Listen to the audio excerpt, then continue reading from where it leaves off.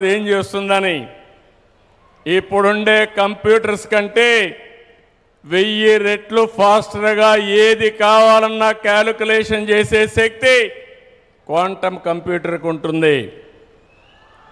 ఇంకో పక్కన ఇక్కడ పిల్లలు ఉన్నారు, వీటిలో మీరున్నారు.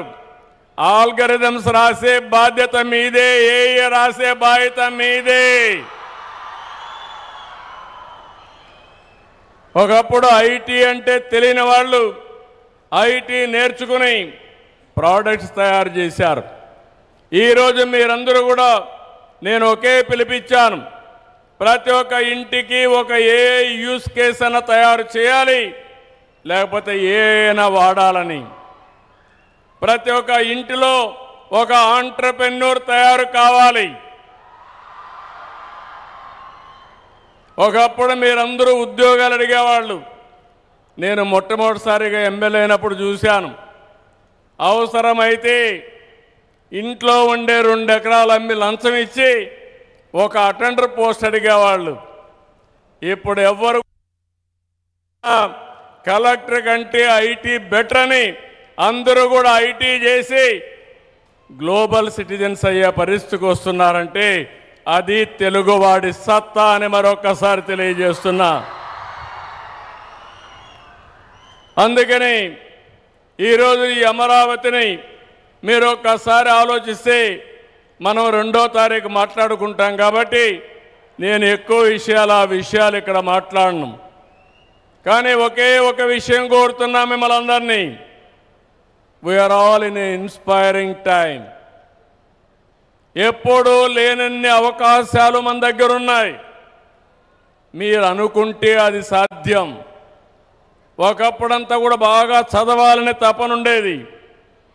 చదువు ముఖ్యం, అది నాలెడ్జ్ మాత్రం ఇస్తుంది. కానీ చదువుకున్న నాలెడ్జ్ని అప్లికేషన్ చేయాలంటే వినూత్నమైన పద్ధతిలో ఇప్పటి నుంచే మీరు ఆలోచించాల్సిన అవసరం ఉంది. ఈరోజు ఇక్కడుండే పిల్లలందరూ ఒక మంచి యూనివర్సిటీలో ఉన్నారు. ఉద్యోగం కావాలంటే పెద్ద సమస్య కాదు. విట్టు అమరావతి చూస్తే 95% ప్లేస్మెంట్లు వచ్చేసాయి. ఉద్యోగం గ్యారంటీ. నేను ఉద్యోగంతో సాటిస్ఫై కావడం లేదు. Think globally, act globally. That is what I'm expecting from my children, my students. ఇది సాధ్యమా అంటే సాధ్యం. ఎందుకంటే సిలికాన్ వ్యాలీ నుంచి స్పేస్ ఎక్స్ వరకు, గూగుల్ నుంచి మైక్రోసాఫ్ట్ వరకు, నాసా నుంచి వాల్ స్ట్రీట్ వరకు ఎక్కడ చూసినా భారతీయులే, అందులో అగ్రస్థానంలో తెలుగు వాళ్ళేనని చెప్పి కూడా నేను మీకు తెలియజేస్తున్నా.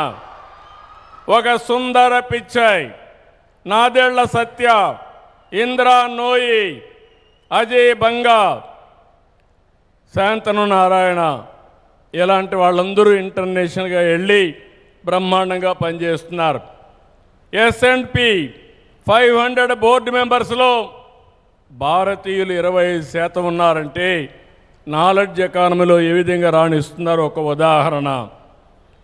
గ్లోబల్ కెపాసిటీ సెంటర్స్లో దగ్గర 13 నుంచి 15% మన వాళ్ళే ఉండే పరిస్థితికి వచ్చారు. ఇలాంటివి అరుదైన సంఘటనలు ఉన్నాయి. ఈరోజు నేను మిమ్మల్ని అందరినీ కోరేది,